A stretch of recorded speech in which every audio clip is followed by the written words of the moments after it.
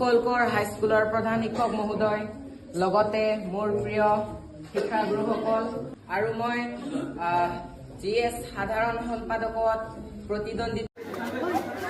ঋতুমণি, তোমাৰ বিষয়ে কোৱাচোন। নমস্কাৰ, মোৰ নাম ঋতুমণি দত্ত। মই শ্বহীদ কুশলকৰ হাইস্কুলৰ ছাত্ৰ একতা সভাত সহ সাধাৰণ সম্পাদিকা পদত প্ৰতিযোগিতা কৰিবলৈ আগবাঢ়ি আহিছোঁ।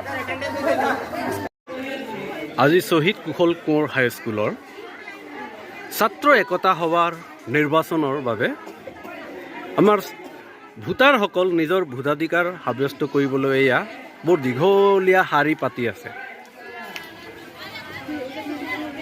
আমি অলপ চাওঁ কেনেকৈ চলি আছে।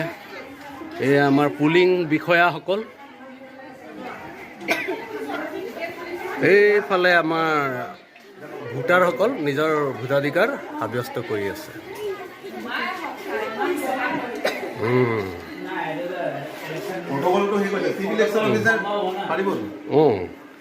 এনে ছাৰ আজি কিমান হৈছে এতিয়ালৈকে?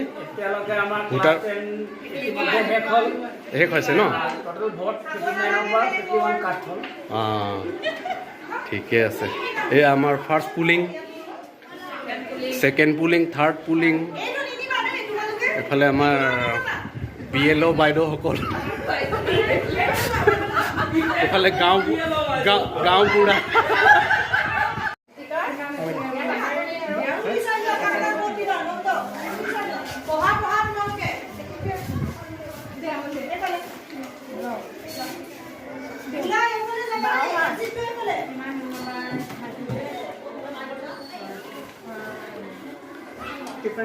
এইটো সঁচাকৈ নাপায়।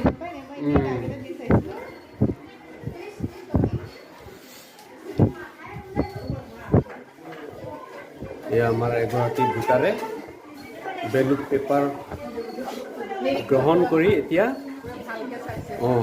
ভোটদানৰ প্ৰক্ৰিয়াৰ বাবে এয়া চিনাক্ত কৰি লৈছে, যাতে তাই দ্বিতীয়বাৰ আকৌ ভোট দিব নোৱাৰে।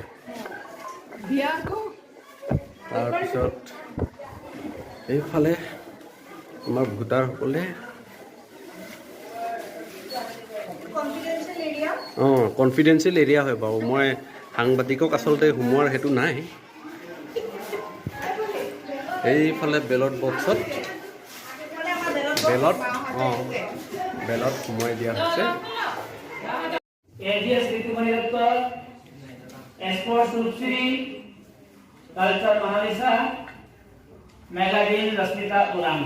দুটা ভোট আৰু চনত বৰাই লাভ কৰিছে 67টা ভোট। আছে কিন্তু দুইজনৰ মাজত ব্যৱধান আছে 25।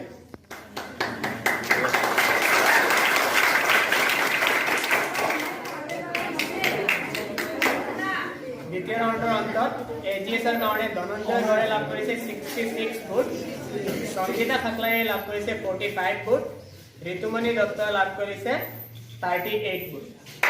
আমি গম নাপাওঁ হয়নে? এইখন ভোট বোলে মোক আমুকজনে দিলে, আমুকে মোক ভোট নিদিলে, এই কথাটো আমি গম নাপাওঁ। পাম নে?